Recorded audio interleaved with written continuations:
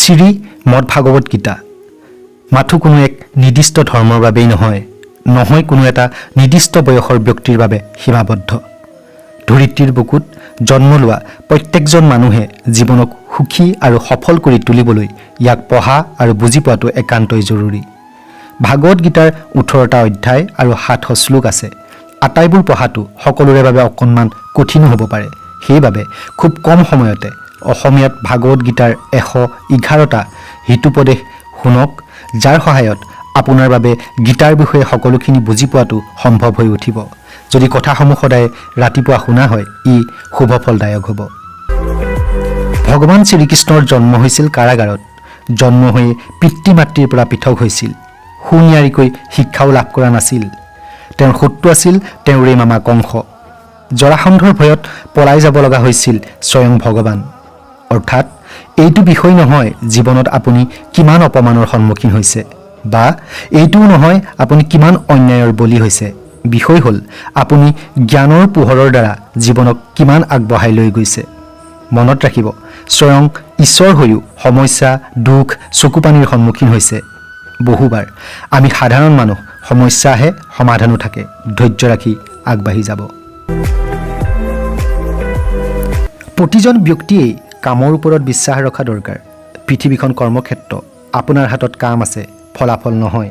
সেইবাবে একমাত্ৰ কামৰ ওপৰত মনোযোগ দি কৰ্মক ধৰ্ম হিচাপে মানি চলক। ভগৱান শ্ৰীকৃষ্ণই কৈছিল, প্ৰতিটো মুহূৰ্ততে ইচ্ছা আৰু কামনাত ডুবি থকাটো দুখৰ প্ৰথম কাৰণ। সেইবাবে ইচ্ছা আৰু কামনাক ত্যাগ কৰি কৰ্ম সম্পাদন কৰিলে জীৱন মধুৰ হৈ উঠিব। আনে যি কওক, নিজৰ কামৰ ওপৰত গুৰুত্ব আৰোপ কৰা উচিত। কিয়নো ৰ'দ যিমানেই চোকা নহওক, সাগৰৰ পানী শুকুৱাব নোৱাৰে। নিৰ্ভৰ নকৰে আপুনি কিমান বেয়া মানুহৰ সংগত আছে। নিৰ্ভৰ কৰিব বেয়া মানুহৰ বেয়াবোৰ আপোনাৰ অন্তৰত যদিহে প্ৰৱেশ কৰিছে। কোনে কি কৰিছে, কিয় কৰিছে, সেইবোৰৰ পৰা আপুনি নিজকে যিমান দূৰত ৰাখিব, সিমানে সুখো আপোনাৰ কাষ চাপি আহিব। বিশ্বাস ৰাখক, আপোনাৰ লগত যি হৈ গ'ল ভাল হৈ গ'ল। যি হৈ আছে সেয়াও ভাল হৈ আছে, আৰু আগলৈ যি হ'ব ভাল হ'ব। জীৱনৰ আনন্দ যোৱাকালি নাছিল। নাভাবিব জীৱনৰ আনন্দ কাইলৈ পাব। আপুনি বৰ্তমান সময়তে জীয়াই থকাৰ আনন্দ উপভোগ কৰক।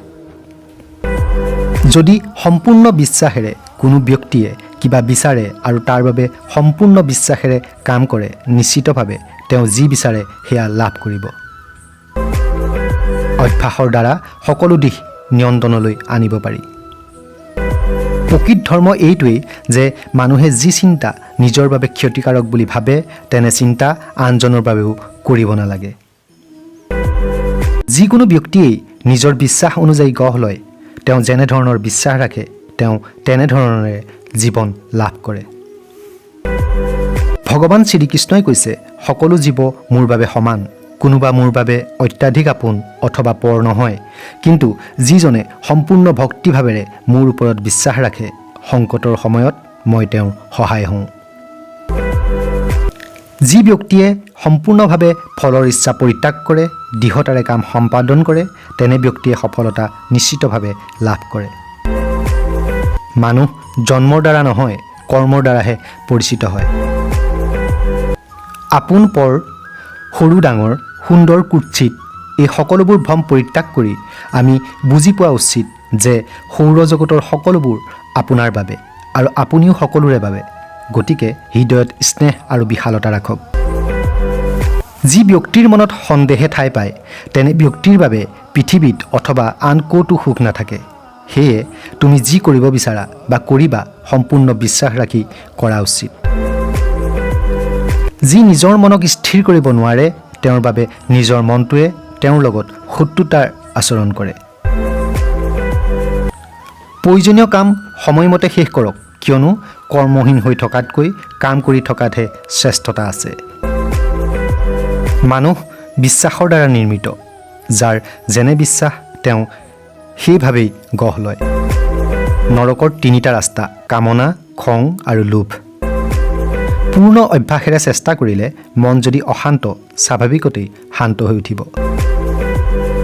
যিদৰে জন্ম হোৱাজনৰ বাবে মৃত্যু সত্য, সেইদৰে মৃত্যু হোৱাজনৰ বাবে জন্ম। সেইবাবে অহংকাৰ ত্যাগ কৰি পৰিকল্পনা অনুসৰি সত্য পথেৰে কাম কৰি যোৱা। সেইজন বুদ্ধিমান যিজনে সমাজ সেৱাত স্বাৰ্থপৰতা নাৰাখে। আপুনি যি কাম কৰিছে সেই কামে যদি আপোনাক আনন্দ প্ৰদান কৰিছে তেন্তে আপুনি পূৰ্ণতা লাভ কৰিছে। যিজনে ইচ্ছাক সংযম কৰি মই আৰু মোৰ ভাৱনাৰ পৰা মুক্ত হ'ব পাৰিব তেওঁ শান্তিক উপলব্ধি কৰিব পাৰিব। আপোনাৰ নিজৰ মনটোৱে আপোনাৰ প্ৰকৃত বন্ধু অথবা ঘোৰ শত্ৰু। মই সকলো জীৱৰ হৃদয়ত থাকোঁ। মানুহৰ যেতিয়া প্ৰয়োজনীয়তা পূৰ্ণ হৈ উঠে তেতিয়া তেওঁৰ কথা কোৱাৰ ধৰণৰো পৰিৱৰ্তন হৈ উঠে। মৌন হৈ থকাৰ সমান শ্ৰেষ্ঠ উত্তৰ নাই আৰু ক্ষমা কৰি দিয়াৰ সমান ডাঙৰ শাস্তি নাই। কামৰ পৰা কোনো পলাই যাব নোৱাৰে, কৰ্মৰ ফল ভুগিবই লাগিব। সেয়া মনত ৰাখি ভাল কামত নিজকে নিয়োগ কৰা দৰকাৰ যাতে ভাল ফল লাভ কৰিব পাৰি। বেছি সুখত অথবা বেছি দুখত থাকোঁতে সিদ্ধান্ত গ্ৰহণ কৰিব নালাগে, কিয়নো এই দুয়োটা পৰিস্থিতিয়ে আপোনাক উচিত সিদ্ধান্ত লোৱাত বাধাৰ সৃষ্টি কৰিব।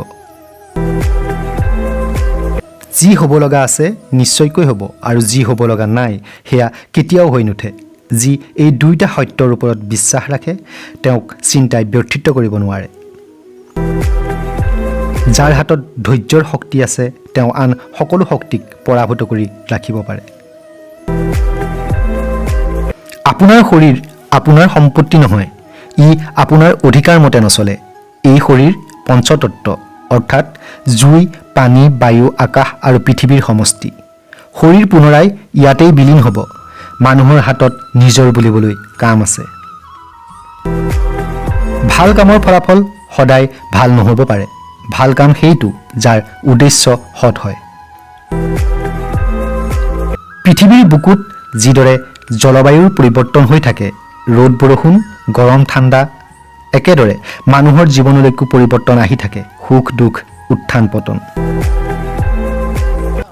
ভাগৱত গীতাৰ উদ্দেশ্য মানৱ সমাজৰ উন্নতি। গতিকে যি ধৰণৰে আমি কাম নকৰোঁ কিয় সমাজৰ কল্যাণ বিষয়টোৱে প্ৰাথমিকতা পোৱা উচিত। যি ব্যৱহাৰ আপুনি আনৰ পৰা আশা নকৰে তেনে ব্যৱহাৰ আপুনি আনকো নকৰিব। হে অৰ্জুন, ফল কি হ'ব সেই চিন্তা পৰিহাৰ কৰা, তোমাৰ সন্মুখত থকা দায়িত্ব সম্পাদন কৰা। নিশ্চিতভাৱে মই ফল প্ৰদান কৰিম। যি বস্তু তোমাৰ অধিকাৰৰ ভিতৰত নাই, তোমাৰ দূৰত্বৰ বাহিৰত, তাক লৈ তোমাৰ সময় খৰচ কৰা মূৰ্খতা। পোহৰৰ কিৰণ যিদৰে আন্ধাৰত জিলিকি উঠে একেদৰে সততাৰ পোহৰ সমাজত জিলিকে। সেয়েহে সততাৰ পথত খোজ দিয়াটো কৰ্তব্য।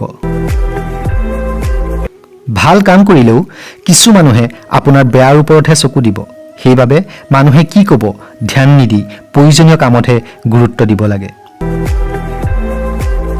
মই কৰিব পাৰোঁ সেয়া আত্মবিশ্বাস, কেৱল মইহে কৰিব পাৰোঁ সেয়া অহংকাৰ। আত্মবিশ্বাসে সহায় কৰিব আৰু অহংকাৰে বিনাশ ঘটাব। যি নিজৰ মনক জয় কৰিছে তেওঁ পৰম আত্মাক জয় কৰিছে। কাৰণ তেওঁ অন্তৰত শান্তিয়ে ঠাই পাইছে। তেনে ব্যক্তিৰ বাবে মান সন্মান, ঠাণ্ডা গৰম, সুখ দুখ বা উত্থান পতনত একে অনুভূতি প্ৰাপ্ত হয়। দান কৰাটো কৰ্তব্য বুলি ভাবি স্বচ্ছ মনেৰে উচিত ব্যক্তিক দান দিয়াটো প্ৰকৃত দান। জীৱন ভৱিষ্যতত নাই, অতীততো নাছিল, জীৱন বৰ্তমান চলি আছে। জীৱনৰ অন্য নাম সংঘৰ্ষ। যি বহুত কম অথবা বহুত বেছি খায়, প্ৰয়োজনতকৈ বেছি বা কমকৈ শুৱে তেনে ব্যক্তি স্থিতপ্ৰজ্ঞ, যোগী হ'ব নোৱাৰে। গতিকে প্ৰয়োজনতকৈ অধিক অথবা কম দুয়োটা হানিকাৰক। যিদৰে অগ্নিয়ে সোণ জিলিকাই তোলাত সহায় কৰে সেইদৰে সমস্যাই মানুহক সাহসী হ'বলৈ সহায় কৰে। কৰ্ম সেই ধৰণৰ খেতি, যিকোনো পৰিস্থিতিতে যি খেতি কৰিছে তাৰ ফচল আপোনাৰে হ'ব। গতিকে উচিত খেতি অৰ্থাৎ সৎ কৰ্ম কৰা দৰকাৰ। মোক কাৰোৰে প্ৰয়োজন নহয় বুলি ভাবি অভিমানী হৈ পৰিব নালাগে। একেদৰে মোক সকলোৰে প্ৰয়োজন হ'ব ভাবি আত্মগৌৰৱ কৰিব নালাগে। যিদৰে সাগৰ পাৰ হ'বলৈ নাও একমাত্ৰ সম্বল, ঠিক একেদৰে পবিত্ৰতাক উপলব্ধি কৰিবলৈ সত্য একমাত্ৰ সম্বল। সময় সলনি হ'লে সকলো ওলট পালট হৈ পৰে। গতিকে আপোনাৰ ভাল সময়ত নিজক মতলীয়া কৰা অনুচিত। ঠিক একেদৰে বেয়া সময়ত আপোনাৰ ধৈৰ্য আপুনি হেৰুৱাই পেলোৱা অনুচিত। মানুহৰ মগজু সৰ্বশ্ৰেষ্ঠ, যি বিচাৰে তাৰ উত্তৰ থাকে। মই ক'ত ভুল তাক বিচাৰি উলিওৱা ব্যক্তিত্বশীল ব্যক্তিৰ ধৰ্ম। সঁচা বন্ধুত্বই দুখক আধা কৰিব পাৰে, সুখক 4 গুণ বঢ়াই তুলিব পাৰে। ধৈৰ্য ৰাখক, উন্নত ফল লাভ কৰিবলৈ কেতিয়াবা বেয়া পৰিস্থিতিৰ মাজেদি খোজকাঢ়িব লগা হ'ব পাৰে। যি সঁচা হৃদয়েৰে উপলব্ধি কৰে যে আত্মাৰ বিনাশ নহয়, তেনে ব্যক্তিয়ে সত্য পথৰ পৰা নিজক বিচলিত কৰিব নোৱাৰে। সময় সদায়ে সকলোৰে থাকে, সকলো প্ৰাথমিকতাৰ ওপৰত নিৰ্ভৰ কৰে। ভদ্ৰ মানুহ সম্পৰ্ক এটাৰ পৰা আঁতৰ হ'লে বুজা উচিত যে তেওঁৰ আত্মসন্মানত আঘাত কৰা হৈছে। অহংকাৰ, খং, অসন্তুষ্ট মন বিফল মানুহৰ লক্ষণ। এইবোৰ ত্যাগ কৰিলে সফলতাৰ দিশত খোজ দিব পাৰিব। কোনো বিশেষ বস্তু বা ব্যক্তিৰ বিষয়ে ভাবি থাকিলে মানুহৰ মনত আকৰ্ষণৰ জন্ম হয় আৰু ক্ৰমে তাক পোৱাৰ ইচ্ছা বাঢ়ি যায়। সেইবাবে কৰ্ম আৰু পৰিৱৰ্তনৰ লগত জড়িত চিন্তাৰে আগবঢ়া দৰকাৰ। যিমান পাৰি মনে মনে থকা দৰকাৰ, কিয়নো মানুহতকৈ মানুহৰ মুখৰ কথাই অত্যাধিক ক্ষতিৰ সৃষ্টি কৰে। সঁচা হৃদয়েৰে কৰা কাম কেতিয়াও বিফল নহয়, ইয়াৰ নিশ্চিত ফল আছে। মানুহ নহয়, মানুহৰ কৰ্ম ভাল বেয়া হয় আৰু অনুৰূপভাৱে প্ৰকাশিত হয় ফলাফল। এই পৃথিৱীত কোনো মানুহ সম্পূৰ্ণ শুদ্ধ হ'ব নোৱাৰে। গতিকে ব্যক্তিৰ ভাল দিশৰ প্ৰতি আকৰ্ষিত হৈ সম্পৰ্ক স্থাপন কৰা দৰকাৰ।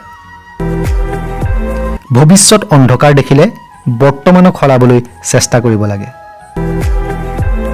আমাৰ মন যেতিয়া দুৰ্বল হৈ থাকে, পৰিস্থিতি দুৰ্বল হৈ পৰে। যেতিয়া মন সবল হৈ উঠে, পৰিস্থিতি আমাৰ অনুকূলে চলে। গতিকে মন দৃঢ় সবল কৰি ৰাখিলে সকলো পৰিস্থিতিতে সুন্দৰভাৱে মুখামুখি হ'ব পৰা যাব। মানুহৰ মানৱতাৰ পতন তেতিয়াই হয় যেতিয়া আনৰ দুখ দেখি মনত আনন্দ বা হাঁহি ওলায়। শৰীৰ থাকিলে মৃত্যু হোৱাটো স্বাভাৱিক। গতিকে মৃত্যু দেখিলে দুখত ভাগি পৰা অনুচিত। সময়ে এইটো শিকায় যে জীৱনে কাৰোৰে প্ৰতি প্ৰতীক্ষা নকৰে, অৰ্থাৎ কাৰোৰ বাবে ৰৈ নাথাকে। যদি ভুলৰ পৰা শিকা হৈছে তেন্তে ভুল জখলালৈ পৰিৱৰ্তন হৈছে, আৰু যদি শিকা নাই তেন্তে ভুল সাগৰলৈ ৰূপান্তৰিত হৈছে। সিদ্ধান্ত আপোনাৰ, জখলাত উঠিব নে সাগৰত ডুবি যাব। যি যিমানেই শান্তিৰে থাকিব পাৰে, তেওঁ সিমানেই বুদ্ধিৰে কাম কৰিব পাৰে। নিন্দা কৰিব বুলি আপুনি আপোনাৰ লক্ষ্যৰ পৰা পিছুৱাই নাহিব, কিয়নো যেতিয়া আপুনি লক্ষ্য প্ৰাপ্তি কৰিব তেতিয়া সেই একেবোৰ মানুহেই তেওঁলোকৰ নিন্দাক প্ৰশংসালৈ ৰূপান্তৰিত কৰিব। সেইজন শ্ৰেষ্ঠ ব্যক্তি যি সফলতাত অহংকাৰ নকৰে আৰু অসফলতাত দুখৰ সাগৰত ভাগি নপৰে। ঋণাত্মক বিচাৰ মনলৈ আহিবই, নিৰ্ভৰ কৰিব আপোনাৰ ওপৰত। আপুনি ঋণাত্মক চিন্তাক গুৰুত্ব দিব নে ধনাত্মক দিশেৰে নিজক আগুৱাই নিব। মনত ৰাখিব, ভাল দিনৰ বাবে যুদ্ধ দিবই লাগিব। প্ৰেৰণাৰ আটাইতকৈ ডাঙৰ দিশ হ'ল আপোনাৰ বিচাৰ বিবেচনা। সেইবাবে ডাঙৰ চিন্তা কৰক আৰু নিজকে জয়ী কৰাবৰ বাবে সমৰ্থৱান কৰি তোলক। যি ব্যক্তিয়ে বুদ্ধিক এৰি কল্পনাত বিলীন হয়, সেই ব্যক্তিক আনে সহজেই মূৰ্খ বনাই দিয়ে। সময়ৰ আগত বস্তু পালে তাৰ গুৰুত্ব কমে আৰু সময়তকৈ পাছত পালে মহত্ব। গতিকে সময়ৰ কাম সময়ত কৰাটো নিতান্তই আৱশ্যক। যিদৰে পানীৰ মাজেৰে নাও চলাব নাজানিলে ধুমুহাই দিহীনভাৱে লৈ যাব, একেদৰে মানুহে ইন্দ্ৰিয়বোৰক সঠিক পথত নাৰাখিলে সিহঁতি সুখী মানুহকো দুখৰ ৰাস্তালৈ লৈ যাব। আপোনাৰ বিশ্বাসে পাহাৰতো কঁপনি তুলিব পাৰে আৰু আপোনাৰ শংকাই আপোনাৰ সন্মুখত এখন পাহাৰো থিয় কৰাই দিব পাৰে। আপোনাৰ সমস্যাৰ বাবে বেলেগক দোষাৰোপ নকৰিব, নিজৰ মন সলনি কৰক।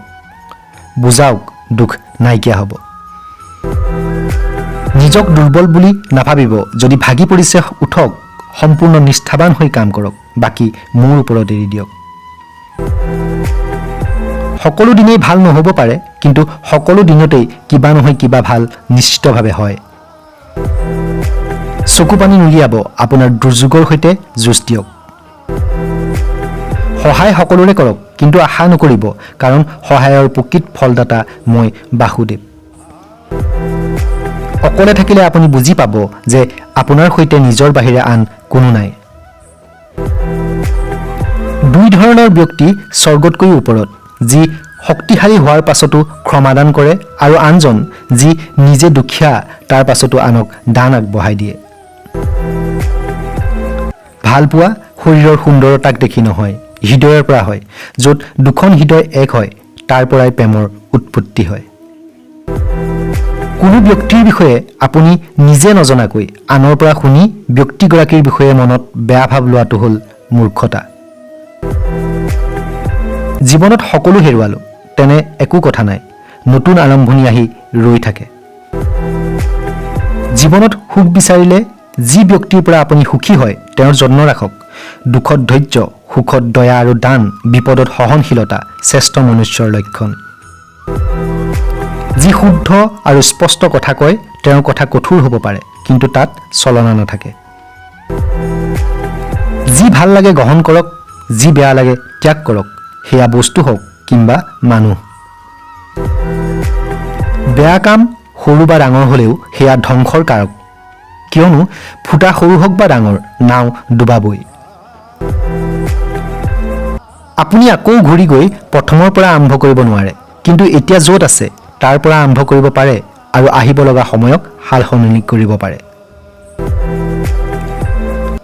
যেতিয়া লক্ষ্য ভ্ৰষ্ট হ'ব, ৰাস্তা হেৰাই যাব, তেতিয়া এবাৰ সম্পূৰ্ণ পবিত্ৰ মনেৰে ভাগৱত গীতা পঢ়িব, যাতে ঈশ্বৰে আপোনাক সঠিক ৰাস্তা দেখুৱাই দিয়ে। যদি ভাল কাম কৰি আছে, চিন্তা কৰা অনুচিত। যি হৈছে প্ৰত্যেকৰে একো একোটা কাৰণ আছে, গতিকে আমি ফলাফল শুধৰাব বিচৰাৰ আগত কাৰণসমূহ শুধৰোৱা প্ৰয়োজন। মানুহে যিদৰে বিচাৰে তেওঁ সেইদৰেই হয়। মানুহে হৃদয়েৰে যি দান কৰিব পাৰে সেয়া হাতেৰে নোৱাৰে, মৌন হৈ থাকি যি ক'ব পাৰে শব্দৰে নোৱাৰে। এই ভৌতিক পৃথিৱীৰ এটাই অপৰিৱৰ্তিত নিয়ম, যি জন্ম তাৰ এটা নিৰ্দিষ্ট সময় থাকে, তাৰ পাছত তাৰ ধ্বংস হয়। সি ফল বা মানুহ যিয়েই নহওক। মানসিক চিন্তা আৰু ভয় এক বেমাৰ, যি মানুহৰ আত্মাৰ শক্তি শূন্য কৰি পেলায়। মানুহৰ জীৱনলৈ অহা বেয়া সময় সেইখন আইনাৰ নিচিনা, যি আমাৰ ক্ষমতা সম্পৰ্কে আমাক দেখুৱাই দিয়ে। যি পাৰ হৈ গৈছে তাক লৈ দুখ কৰা কিয়? যি আছে তাক লৈ অহংকাৰ কৰা কিয়? আৰু যি আহিব তাক লৈ মায়াত ডুবি আছা কিয়? যেতিয়াই সমাজত অন্যায় অনাচাৰ বাঢ়িব, ধৰ্ম সংকটত পৰিব, তেতিয়াই ভগৱানে অৱতাৰ গ্ৰহণ কৰিব। এতিয়াও বাঢ়ি আছে অন্যায় অনাচাৰ, তেন্তে ক'ত আছে ভগৱান শ্ৰীকৃষ্ণ? ভগৱান শ্ৰীকৃষ্ণক চাব খুজিলেই, দেখিব বিচাৰিলেই লগ পোৱা শক্তি নহয়, ই অলৌকিক, দৈবিক। আপুনি নিজৰ অন্তৰখন নিৰ্মল কৰক, মোহ মায়া ত্যাগ কৰক আৰু মন্ত্ৰৰ ধ্যান কৰি চাওক। ভাৱেই ভগৱান, শ্ৰদ্ধাৰ সৈতে সমৰ্পিত হৈ আত্মাক বুজি লৈ পৰম আত্মাৰ পূজা কৰিলে কৰুণাময় ভগৱানৰ কৰুণা প্ৰাপ্ত হ'ব। আমি নিজেই আমাৰ আত্মাৰ উন্নতি বা অধোগতিৰ কাৰক, তাত বেলেগক দোষাৰোপ কৰা অনৰ্থক। পৰিশ্ৰমহীন মানুহৰ আশা জুৱা খেলাৰ দৰে, পালে আৰু পোৱাৰ আশাত ধ্বংস আৰু নাপালেও ধ্বংস। ক্ষমা শ্ৰেষ্ঠ মানৱীয় গুণ, সেইবুলি সকলো অপৰাধ ক্ষমাৰ যোগ্য নহয়। সকলো ধৰ্ম অৰ্থাৎ কৰ্ম এৰি কেৱল মোৰ চৰণত যদি ভক্তি ৰাখা, তোমাৰ মুখ্য তেনেকৈও প্ৰাপ্তি হ'ব। প্ৰিয় বন্ধুসকল, সাধাৰণ মস্তিষ্কৰ মানুহ হৈ পৃথিৱীৰ সৰ্বশ্ৰেষ্ঠ গ্ৰন্থ ভাগৱত গীতা সম্পৰ্কে কিবা কোৱা জ্ঞান আৰু অভিজ্ঞতা দুয়োফালৰ পৰাই এক অপৰাধতকৈ কোনো গুণে কম নহয়। মই আশা কৰিছোঁ আপুনি নিজে ভাগৱত গীতা অধ্যয়ন কৰিব, নিশ্চিতভাৱে এক নতুন জীৱন লাভ কৰিব। কমেণ্ট কৰি জনাব আপোনাৰ কি ভাল লাগিল। মনে ক'লে চেনেলটো ছাবস্ক্ৰাইব কৰি থ'ব। আপুনি সদায় সুখ শান্তিৰে থাকক। ধন্যবাদ। পৰ্যন্ত